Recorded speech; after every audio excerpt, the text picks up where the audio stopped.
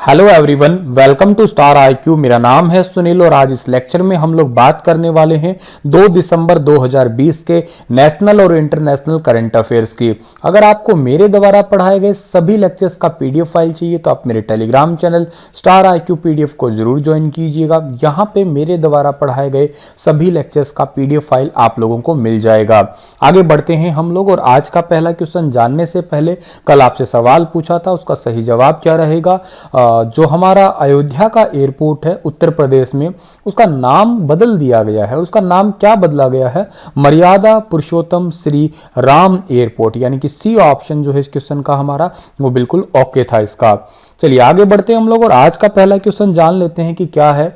किस लघु फिल्म को यानी कि जो शॉर्ट मूवी है उसको 93वें अकादमी पुरस्कार में भारत की आधिकारिक प्रविष्टि के तौर पे चुना गया है? तो इसका नाम है शेमलेस, यानी कि बी ऑप्शन जो है इस क्वेश्चन का हमारा वो बिल्कुल ठीक रहेगा।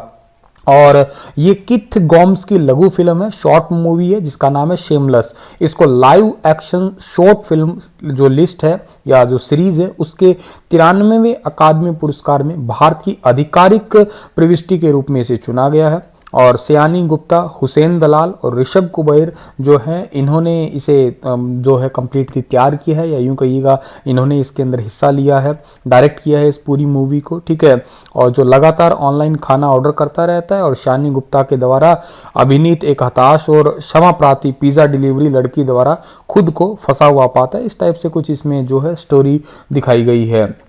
चलिए आगे बढ़ते हैं हम लोग। तो किस राज्य ने छोटे जानवरों के लिए अपना पहला इको ब्रिज बनाया है? बहुत इंपॉर्टेंट क्वेश्चन है और बहुत ही प्यारा सा क्वेश्चन है, बल्कि ये राज्य है उत्तराखंड राज्य। इसने बहुत ही अच्छा काम किया है छोटे जानवरों के लिए। आए दिन क्या होता है जब हाईवे को सांप पार कर रहा है या कोई छोटा और जानवर, जैसे मान लेते हैं गिलहरी है या छिपकली है, ऐसे छोटे जानवर अगर रोड को हाईवे को पार करते हैं तो बहुत सारे साधन गुजरते हैं और उस वजह से क्या होता है कि उनकी मृत्यु हो जाती है। अब क्या है कि ये छोटा सा पुल बना दिया, ठीक है। इस पुल के ऊपर से जो है ये छोटे जानवर यहां से इजीली जो है इधर से उधर ट्रांसफर हो सकते हैं। और ये 90 फुट लंबा ब्रिज बना है, 10 दिनों के अंदर तैयार किया है, वहां के लोकल ठेकेदारों ने तैयार किया है, ठीक है।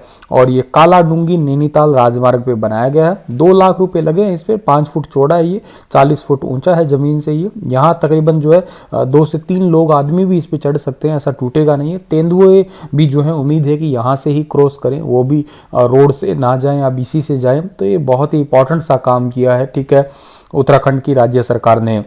उत्तराखंड के मुख्यमंत्री का नाम त्रिवेंद्र सिंह रावत है, ये बात भी आप याद रखिएगा। आगे जाते हैं, अगला क्वेश्चन हमारा कि विवाह में पारदर्शिता के लिए कौन सा राज्य कानून लाने की योजना बना रहा है? विवाह में पारदर्शिता लाने के लिए राज्य है असम। असम कानून बना रहा है, डी ऑप्शन सही है इस क्वेश्चन का हमारा।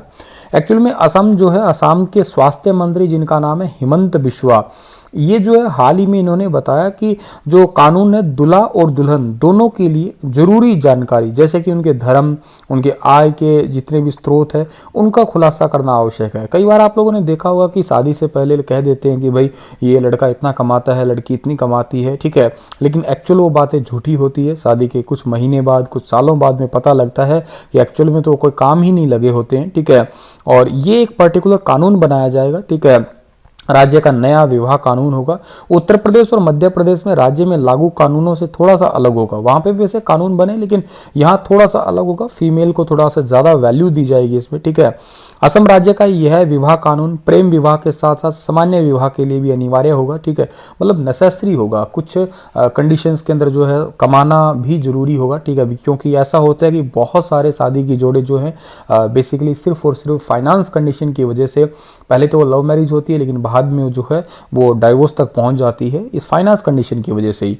इस वजह से असम राज्य कानून बना रहा है। असम के मुख्यमंत्री का नाम सर्बानंद सोनोवाल और असम की राजधानी दिसपुर है, ये बात भी आप याद रखिएगा। आगे जाते हैं तो किस राज्य ने एक मुश्त में बिजली बिल निपटान योजना 2020 शुरू की है?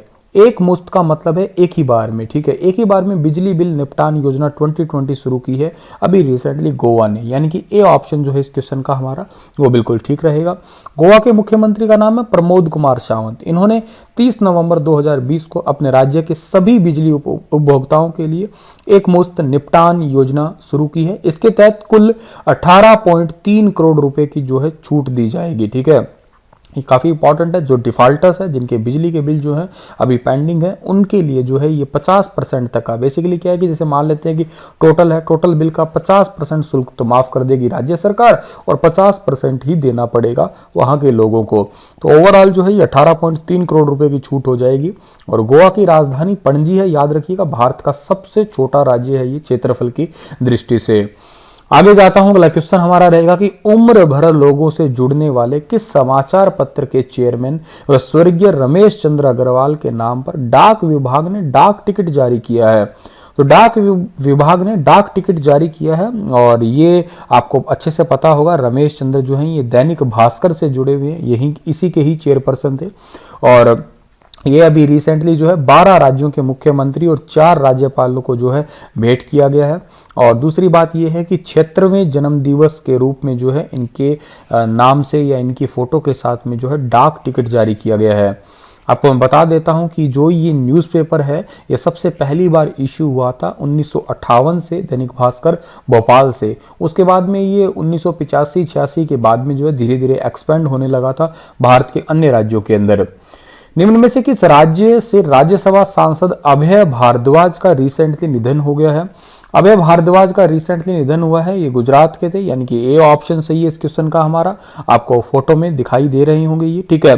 अब तक कोरोना काल में गुजरात से राज्यसभा के 2 सदस्यों का निधन हो चुका है। इनके निधन पे प्रधानमंत्री नरेंद्र मोदी जी ने भी जो है दुख जाहिर किया है ही। और इन्होंने कहा है कि ये एक बहुत ही इंपॉर्टेंट व्यक्ति थे, ठीक है, और अब ये इस दुनिया में तो नहीं रहे हैं। गुजरात की राजधानी गांधीनगर है। गुजरात के मुख्यमंत्री विजय भाई रूपाणी है, याद रखिए। गुजरात के अंदर कांडला बंदरगाह, उसका नाम बदल के दीनदयाल उपाध्याय बंदरगाह कर दिया गया है। आगे जाते तो 2 दिसंबर को दुनिया भर में कौन सा दिवस मनाते हैं? 2 दिसंबर को दुनिया भर में मनाया जाता है अंतरराष्ट्रीय दास प्रथा उन्मूलन दिवस और अंतरराष्ट्रीय कंप्यूटर साक्षरता दिवस, ठीक है, यानी कि दोनों ही मनाए जाते हैं। ए ऑप्शन भी ठीक है, बी ऑप्शन भी ठीक है। अंतरराष्ट्रीय दास प्रथा उन्मूलन, ठीक है। दास प्रथा का मतलब क्या होता है कि जो किसी को अपने नीचे नौकर टाइप से रख लेते हैं, सर्वेंट वगैरह होता है, ठीक है, और उसको खत्म करने के लिए, लोगों में जागरूकता फैलाने के लिए दिवस मनाया जाता है। और एक कंप्यूटर साक्षरता दिवस तो मनाते हैं, कंप्यूटर लिटरेसी डे।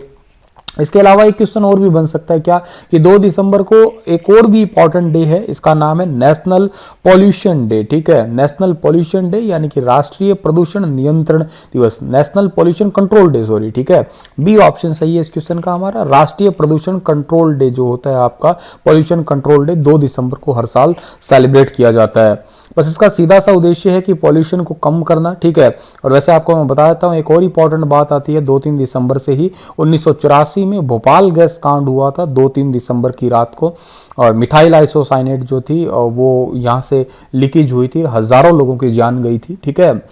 आगे जाते तो निम्न में से किस देश का स्पेसक्राफ्ट एस्टेरॉइड मिट्टी से, ठीक है, यानी कि जो क्षुद्र ग्रह है, एस्टेरॉइड होते हैं, उन वहां से मिट्टी के सैंपल लेके पृथ्वी पर 6 दिसंबर 2020 को वापस आएगा? ये है जापान का, यानी कि सी ऑप्शन जो है इस क्वेश्चन का हमारा बिल्कुल ठीक है। हिंदी में जापान कहते हैं इसे हम लोग। और 6 दिसंबर को आएगा, 6 दिसंबर 2020 को वापस आएगा ये।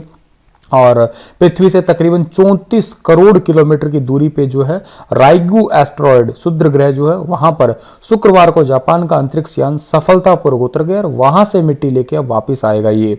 जापान की बात करते तो जापान जो है, जापान की राजधानी टोक्यो है। 2021 के ओलंपिक भी होंगे। करेंसी जापानीज येन है। प्रधानमंत्री का नाम योशिहिदे सुगा है, ये बात भी आप याद कर सकते हैं। चलिए आगे जाते हैं हम लोग। तो which state is celebrating the 21st edition of Hornbill Festival 2020 from 1 to 5th of December, organised virtually for the first time due to the pandemic. आपके लिए बहुत ही ज्यादा इंपॉर्टेंट क्वेश्चन है ये वाला फेस्टिवल पर्टिकुलर नागालैंड का है, ठीक है। डी ऑप्शन सही है। बेसिकली जो है ये हर साल तो ये सेलिब्रेट किया जाता है 1 से लेकर 10 दिसंबर को। 1 दिसंबर को जो है नागालैंड का ऑफिशियली स्थापना दिवस होता है, ठीक है। इस बार तो पेंडेमिक सिचुएशन है, इस वजह से जो है इसे 1 से 5 दिसंबर उसे वर्चुअली ऑर्गेनाइज किया जा रहा है। मतलब ये ऑनलाइन टाइप से होगा, ठीक है। मतलब यहाँ पे लोग देखने नहीं आएंगे, भीड़ नहीं होगी, सोशल डिस्टेंसिंग को प्रॉपर मेंटेन किया जाएगा। काफी इंपॉर्टेंट है, इसे फेस्टिवल ऑफ फेस्टिवल्स कहा जाता है। हॉर्नबिल पक्षी भी है, राज्य पक्षी है अरुणाचल प्रदेश का, ठीक है, और ये यहाँ का फेस्टिवल है, ठीक है। तो थोड़ा सा इन दोनों में डिफरेंस आप याद कर सकते हैं। अब मैं जिक्र कर रहा हूं कहां का, नागालैंड का। तो नागालैंड की कैपिटल कोहिमा है, गवर्नर का नाम आरएन रवि है, नेफ्यू रिव यहां के मुख्यमंत्री है, पॉपुलेशन 22.8 लाख है। इसी के साथ में लेक्चर समाप्त होता है और आपके लिए क्वेश्चन है कि 1 दिसंबर को पूरे भारत भर में कौन सा दिवस मनाते हैं? सीमा सुरक्षा बल, भारतीय जल सेना दिवस, भारतीय वायुसेना दिवस, यूएनओ स्थापना दिवस। बताइए विस्तार से। कल फिर हाजिर होऊंगा लेटेस्ट अपडेट के साथ में। तब तक आप हंसते रहना, मुस्कुराते रहना। Stay happy, stay healthy. Thank you so much.